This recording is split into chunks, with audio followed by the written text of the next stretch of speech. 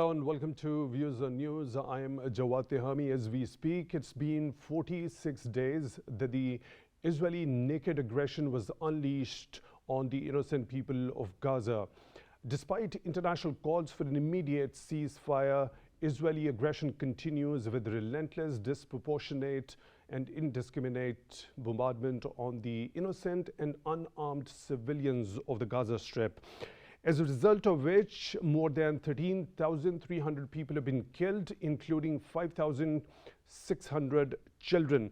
As per some media reports, the head of political bureau of Hamas resistance group has said, let me quote him, that we are close to reaching a deal on truce, unquote. On the other hand, very different sort of statements coming, especially when we talk about Israeli Prime Minister Benjamin Netanyahu, who says we will not stop fighting until we bring our hostages home. Meanwhile, ministers of Muslim countries are actively engaged in a diplomatic push for an immediate ceasefire and a sustained and smooth flow of humanitarian aid into Gaza.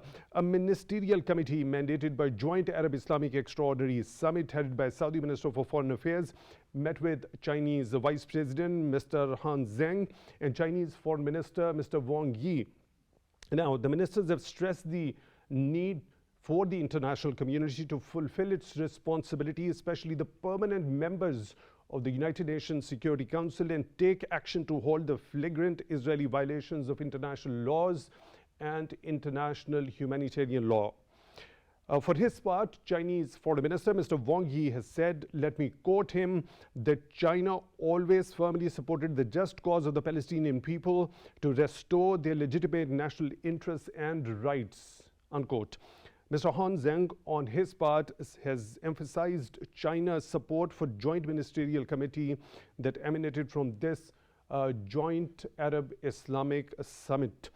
At the same time, a major development, an extraordinary meeting of the BRICS was also held virtually, at which Chinese President Mr. Xi Jinping has presented 3 proposals for the lasting peace in the Middle East.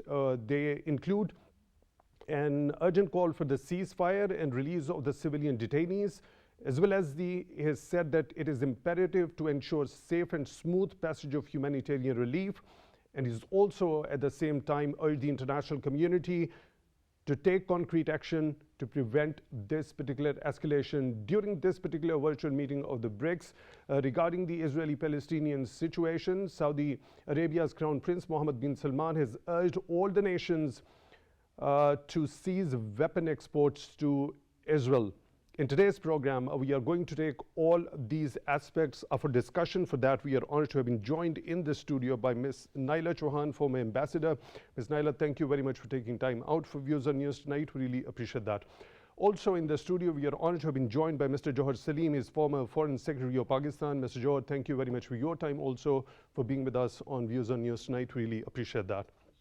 At the same time, on Skype, we are being joined by Ms. Zoon Ahmed, Research Fellow at Center for China and Globalization. Ms. Zoon, thank you very much for your time, also for being with us on Views on News tonight. Really appreciate that. Let me begin the discussion with you, Ms. Naela, with this particular statement by the head of the Political Bureau of Hamas, Ismail Haniyeh, that we are close to reaching a deal on truce.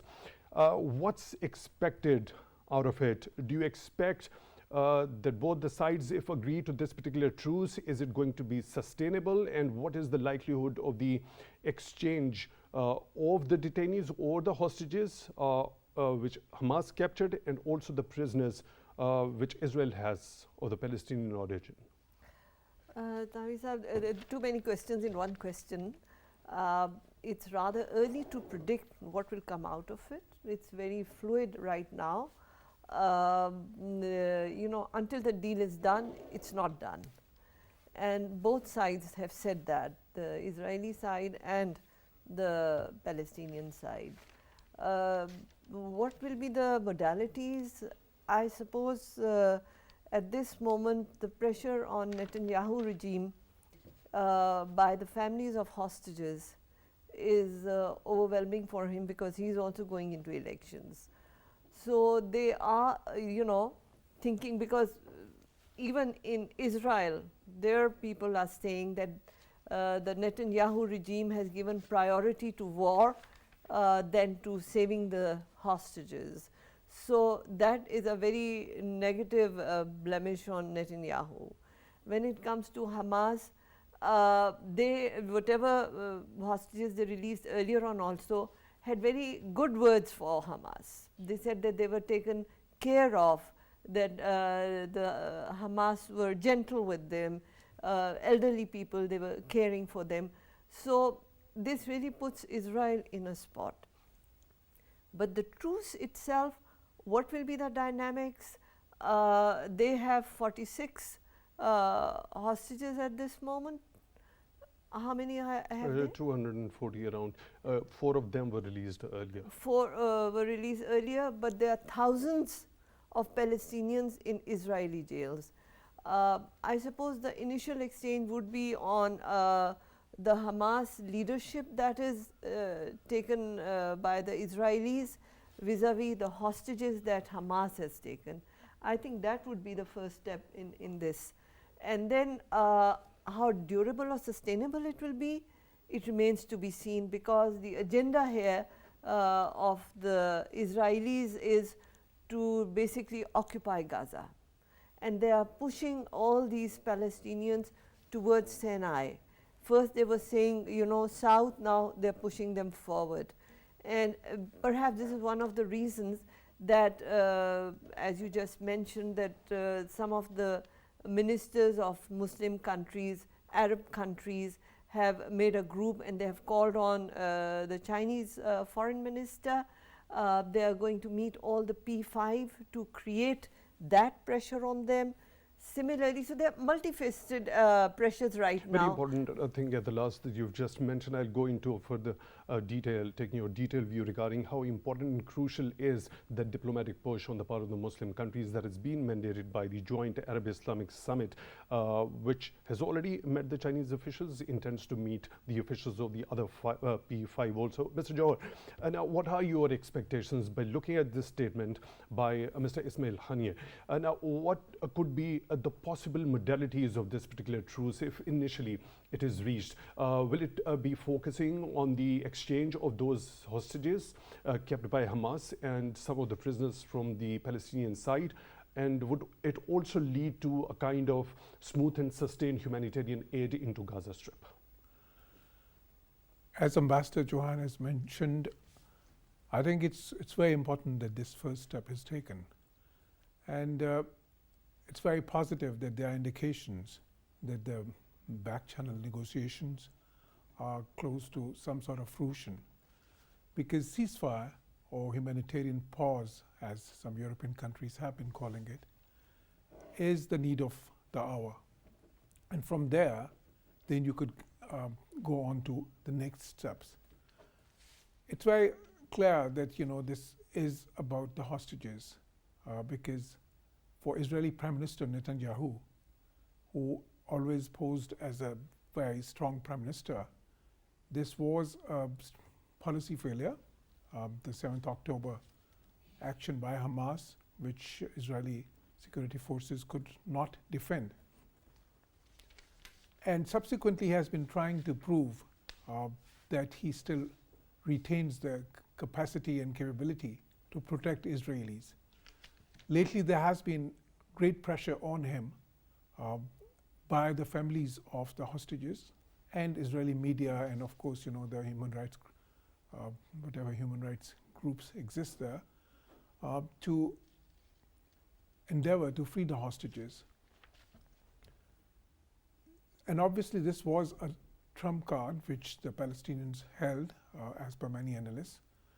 So if there is some ceasefire or pause in this indiscriminate bombing that is happening, which was literally a massacre that we have all witnessed, that would be a good first step.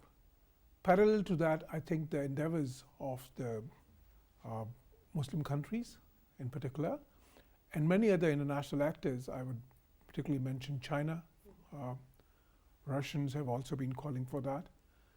And this initiative that has been launched by Foreign Minister Faisal bin Farhan, whom I had the pleasure of knowing, because he was earlier Saudi Arabia's former ambassador to Germany when I was ambassador to Germany as well. So I think he has taken a great initiative. I had been calling for that. I had been, in my previous comments in this and other programs, have been saying that it's very important that the Muslim countries, they coordinate and they organize their endeavors in a way that they could put maximum pressure on the Western countries and indirectly upon Israel. And this initiative, whereby they'd be meeting the 5 permanent members, and they have already met the Chinese leaders, including the Chinese vice premier and the foreign minister. I think it's a very good first step. They'll be meeting other members, leaders of the P5 countries such as Russia. And in anticipation of that, the Russians have come up with some good statements. President Putin has mentioned that in the next G20, which would be held virtually, he would be calling upon for ceasefire and for a dialogue to accelerate the process for a 2-state solution. So I think these are all good signs. But we have to see, because like they say, there's many a slip between the cup and the lip. So we have to see what comes out of this negotiated back-channel diplomacy. So what's your understanding, if we try to take an analysis of this particular statement by Benjamin Netanyahu, that we will not stop fighting until we bring our hostages home? As per some media reports, not all of the hostages which have been detained by Hamas are going to be released initially. Of course, there is going to be a number, but not all of them.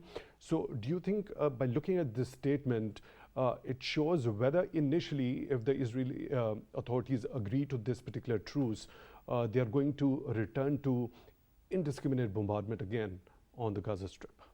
Now, these are maximalist positions that the parties take in such conflicts. It's nothing unusual. And as I said before, Netanyahu in particular always tries to portray as a very strong leader. So I'm not surprised by such rhetoric from him. But having stated that, when you negotiate, there has to be some give and take. There has to be some compromise. So what comes out of these back-channel negotiations could be quite different to what he's saying now. Right. Let me proceed towards Ms. Zoon. Ms. Zoon, what's your understanding when we talk about this particular truce that has been talked about by the head of the political bureau of Hamas, Mr. Ismail Haniyeh? Now, not, of course, all of the hostages which have been detained by Hamas since 7th of October are going to be released. Some of them, of course, if it happens and this particular truce is finally agreed upon, what do you understand after that?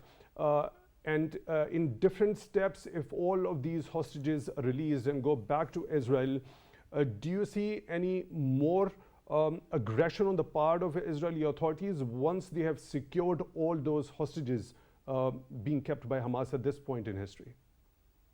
Thank you firstly for having me on the program. I think, of course, this is a relatively positive development that Hamas has offered some of the hostages in exchange for a ceasefire.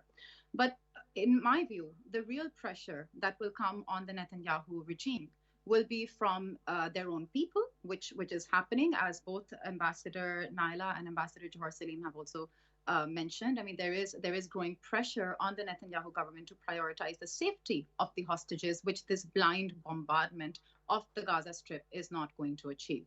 The second pressure will also come from the growing realization. It might be a slow process, but we do see that yesterday, for the first time, the BBC reports were critical of the evidence that Israel had offered to justify its attack on the Al-Shifa hospital. And that is a shift. We also see millions of people in Western countries demonstrating against the bombing, and people are openly calling this, maybe something close to even what we saw in history about the number of people. I mean, let me just be clear that the number of Gazans being killed today is the number of children in particular is higher than what was happening during the Holocaust. I mean, these are numbers that cannot be hidden. These are numbers that, as much as the Israeli government and its official representatives try and negate these numbers, there is enough of a backlash and enough of a mistrust by people around the world and by a predominant number of the world's leaders, which is going to result in a growing tension. So, what has, in my view, really happened in this entire scenario is a serious miscalculation of the degree to which Israeli propaganda could have convinced Western people and the world at large that what they're doing would be justifiable. The second miscalculation was also that we are seeing the domestic propaganda, and as Ambassador Jouhar correctly mentioned, this is a maximalist position, but also some of the very unfortunately genocidal wording by local leaders to the Israeli people is coming out in the mainstream, and this is resulting in a situation where you see, maybe gradually Western leaders, people, the global community at large is going to increase its pressure on the Israeli government to push for a ceasefire.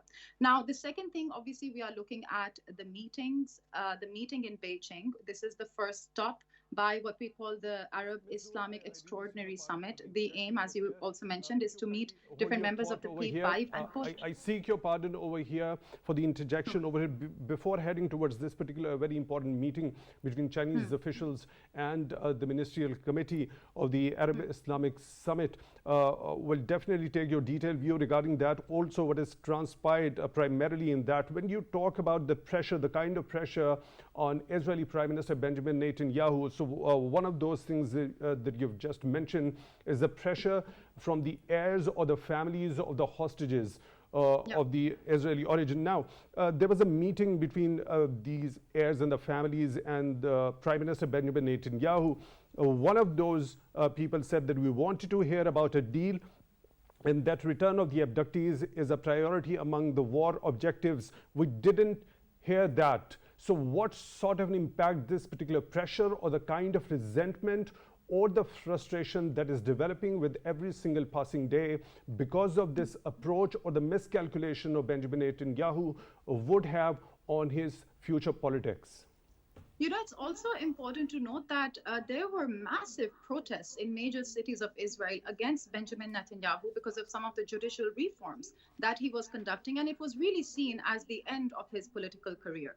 A second criticism of Benjamin Netanyahu has been the radicalization of Israeli society, which many Israelis, many of us will follow voices from within Israel that are open in international media as well, that this radicalization is resulting in a situation that, to say the least, even if an average Israeli is not expected to empathize with the Palestinian or what they call Arab people, at least it is making Israel unsafe.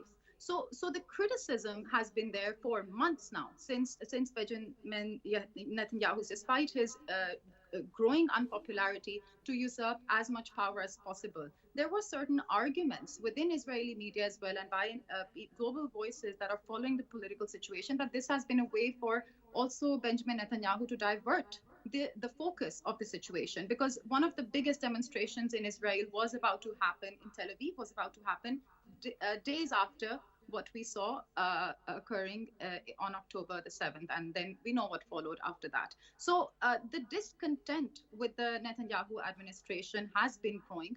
But at the same time, when you have this situation where, the attack that happened on Israeli people in the kibbutz, that also resulted in, for some people, a cry for revenge. So what we do see in Israel is two extremes within the society. We see, obviously, some of the settlers in the West Bank who are some of the most radicalized people as well. They would like to keep pushing. They will not accept a ceasefire. They have the same voice that we need to end the threat for sure. We have, again, extreme voices that are rewarded for being extremists within the Israeli administration that have a free hand to say whatever they want.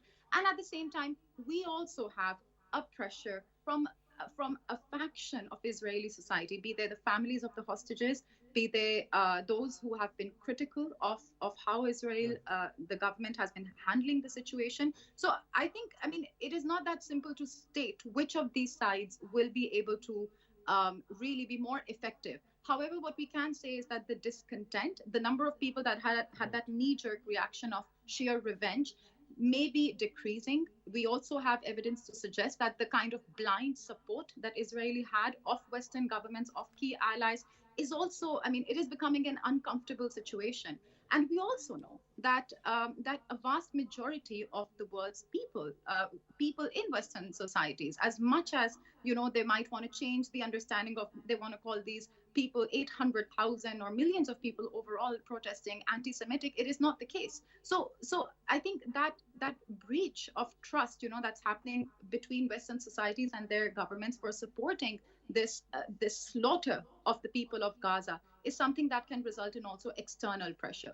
So and Ms. obviously Zoon, diplomatic. your point is well taken. I'll come back to you for your detailed view regarding what has transpired during the meetings of the Chinese officials with that particular ministerial committee of the Arab Islamic Summit. Now, Ms. Naela, as you already mentioned, that Israel is making strides to occupy Gaza and is pushing more and more Palestinians towards the Egyptian side, the Sinai Peninsula. Now, the first thing that comes to our mind is that do you think we've in the recent past seen the statements coming from the US administration, if the Israeli regime is going to make that move to completely occupy Gaza, do you think US administration is going to accept that?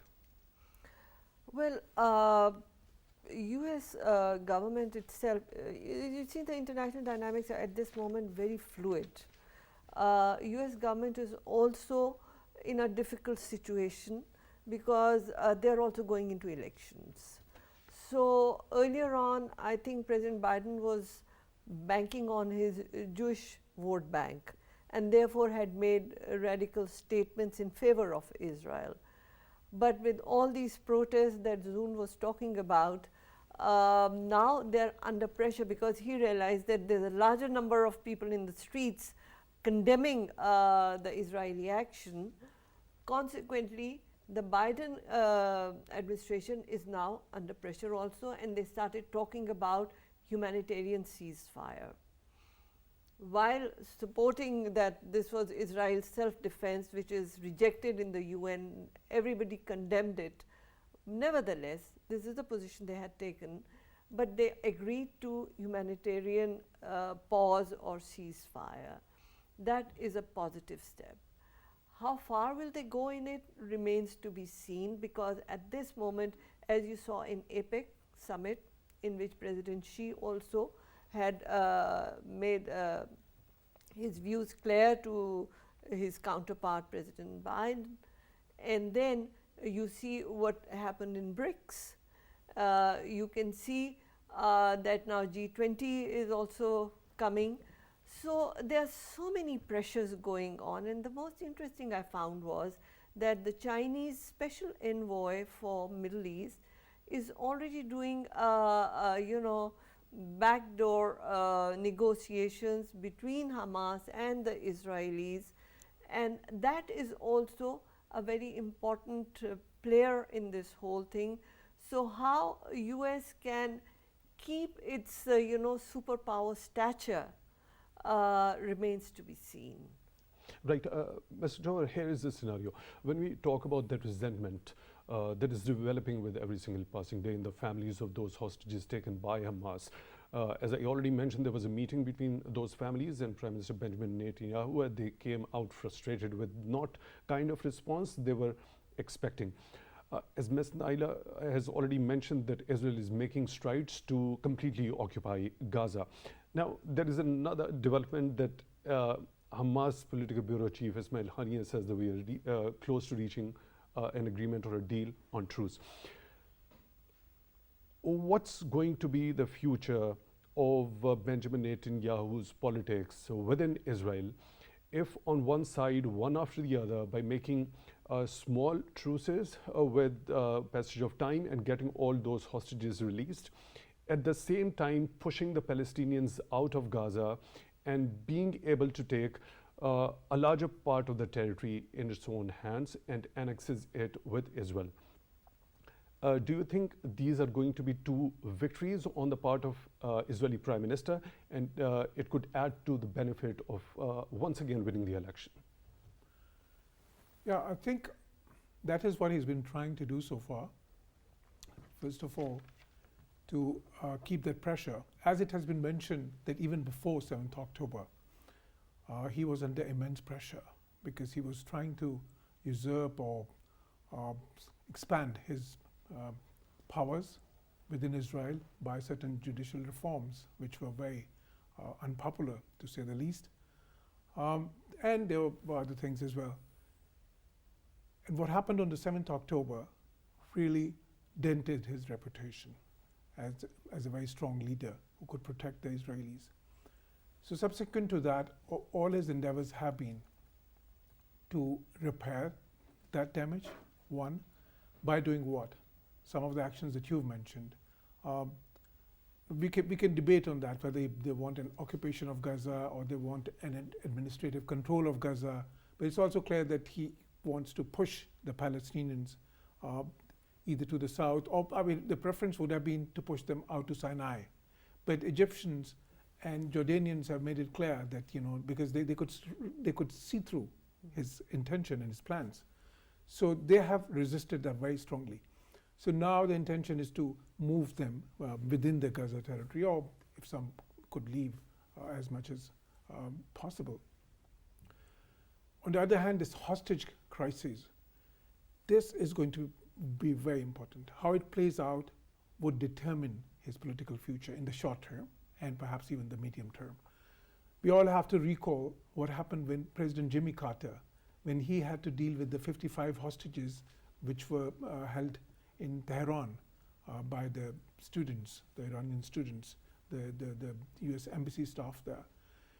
In fact, as for many analysts, that was one of the big factors which led to his defeat in the next elections.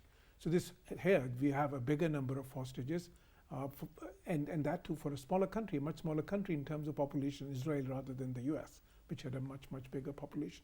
So I think this would be very important. And that is why, although on the face of it, he's making very strong statements and sort of all this rhetoric that we see, but as it's clear from Hania's statement, that in the back channel diplomacy, they're showing much more flexibility. So I think that is one thing which will play out. The other thing would be, I see all indications that Israel's target is to perhaps not to reoccupy Gaza, because there would be sort of, like many complications attached to that. But their target would be to ensure that Hamas is finished as a political entity and they do not have any control whatsoever or any influence whatsoever in the future Gaza, whatever is the shape of Gaza Strip, as a political reality. Now, how far they succeed in that remains to be seen, because Hamas has so far proven to be a much tougher nut to crack than what Netanyahu or others would have imagined.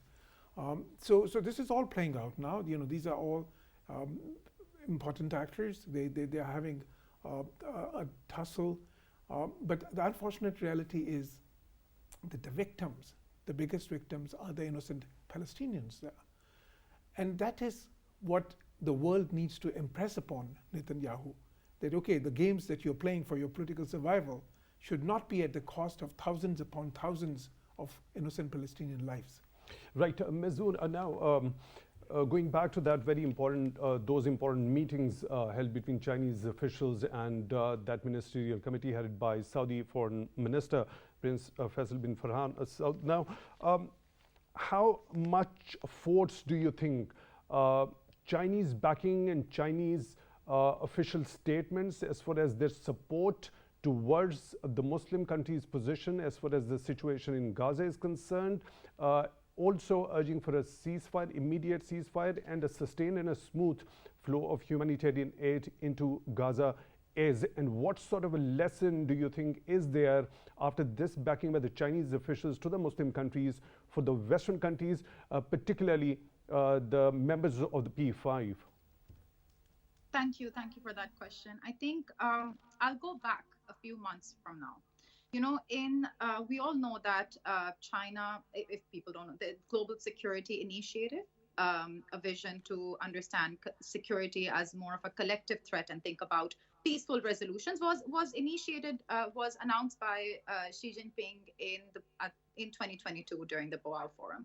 Since then, what we have seen is the historic Saudi Arabia and Iran detente, a kind of political, resolution, a peace deal that was thought to be impossible. It is unprecedented. So in a way, China does have, till now, it is the only powerful country. Of course, it is the second most powerful country in the world, but it is also the only country that has not only envisioned but also successfully brought two parties that were seen to be as, rivals indefinitely together to be able to see each other differently. What followed after that, which is also very important, is that in June, Mahmoud Abbas was in Beijing.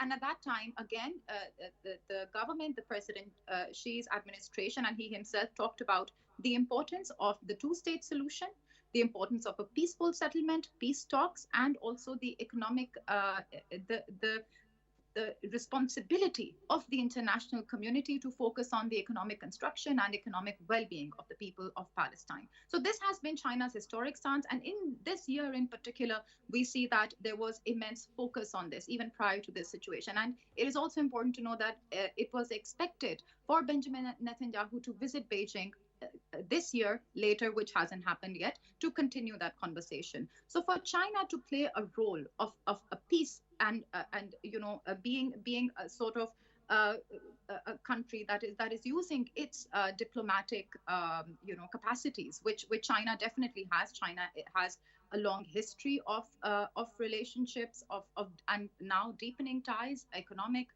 and in every other way strategic ties with Arab countries. China has a history of supporting the Palestinian cause, but China also is a country that has very pragmatic and growing cooperation in technology, science and technology, and other sectors with Israel as well. So when we think of a country, yes, that is critical of the Israeli position right now, that is sticking to the UN Charter and the international law, and that is it. That is the basis for us to gauge what is legal, what is acceptable, and what is not. And then now, being also what I feel is, the most likely country in and of itself that can potentially play that important role, which that Jung Jun already is playing with, like backdoor channel diplomacy between the Israelis and Palestinians. So I think this summit, this meeting is significant, not only because it has happened, it is the first stop of the delegation led by the Saudi foreign minister, but also because real results can be expected. This is a country that has not picked. When we talk about the Western members of the P5 after this particular outcome. Yeah.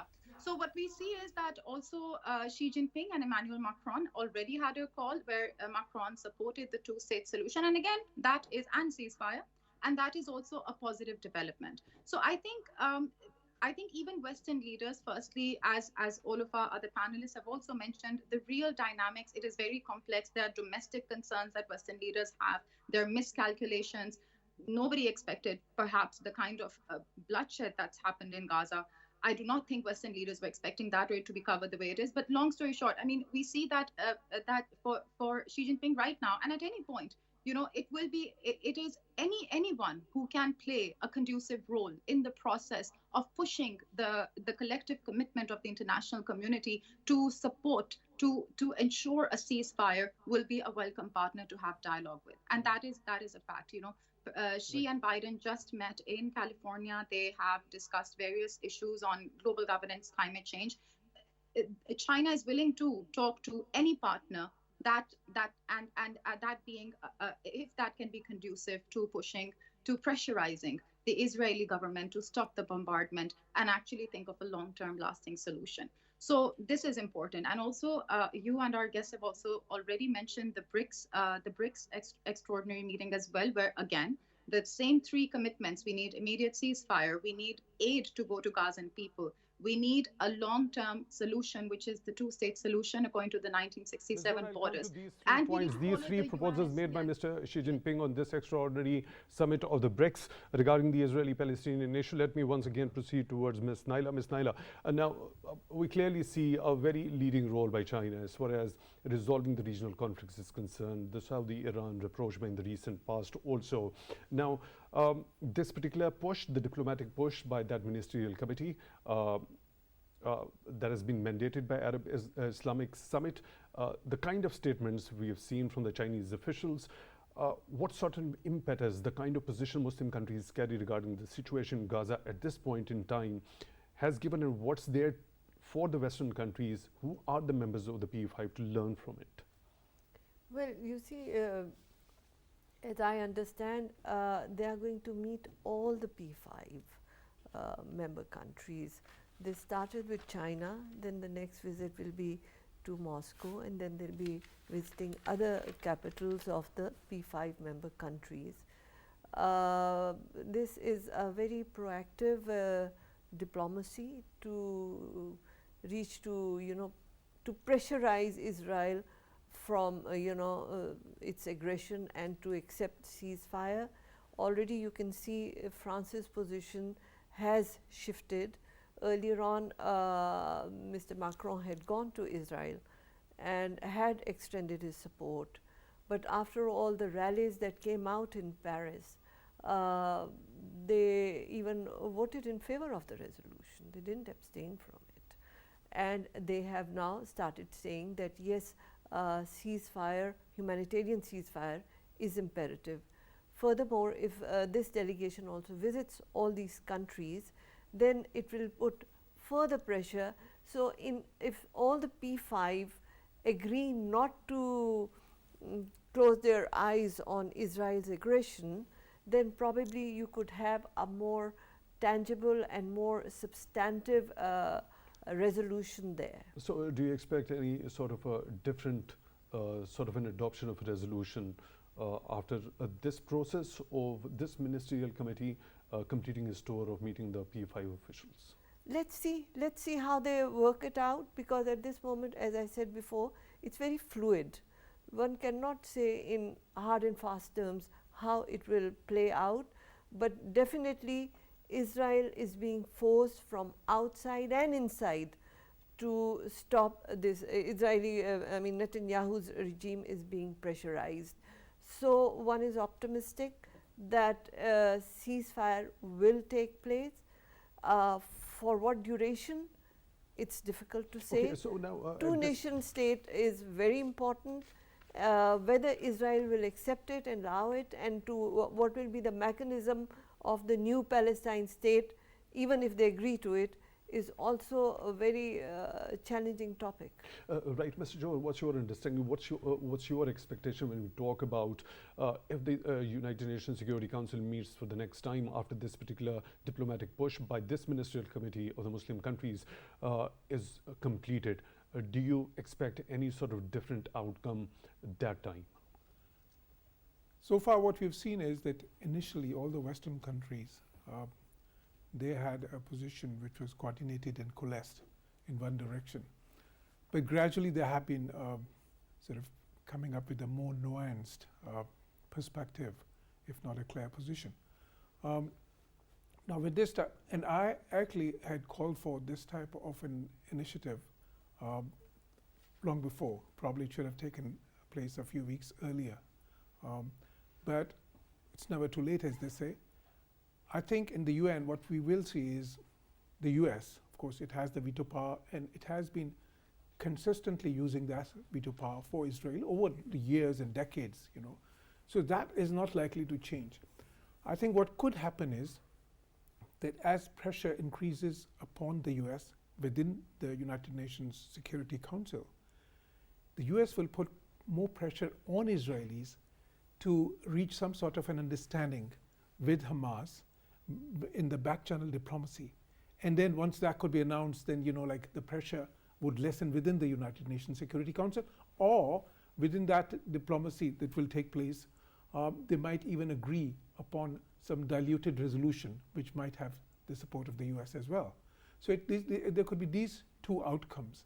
But an outright change in the US position is hard to envision at this point in time. Right, Ms. Zoon, now talking about those three proposals made by Chinese President Xi Jinping, including a ceasefire release of the civilian detainees, and he's also said it is imperative to ensure safe and smooth passage of humanitarian relief. International community should take concrete actions to prevent the escalation of this particular conflict into a wider one.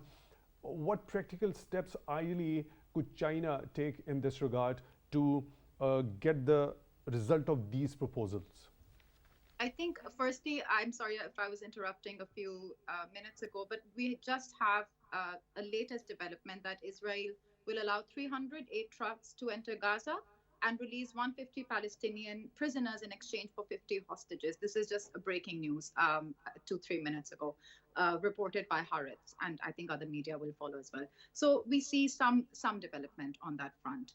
In terms of what can be expected, the statement by the outcome, the official release, the press release of the meeting with the Arab delegation, Arab and Muslim countries delegation, is one that is firstly completely in line with just China's stance that has been, a two-state solution, dialogue, etc. This is the only way forward. This is the only lasting solution.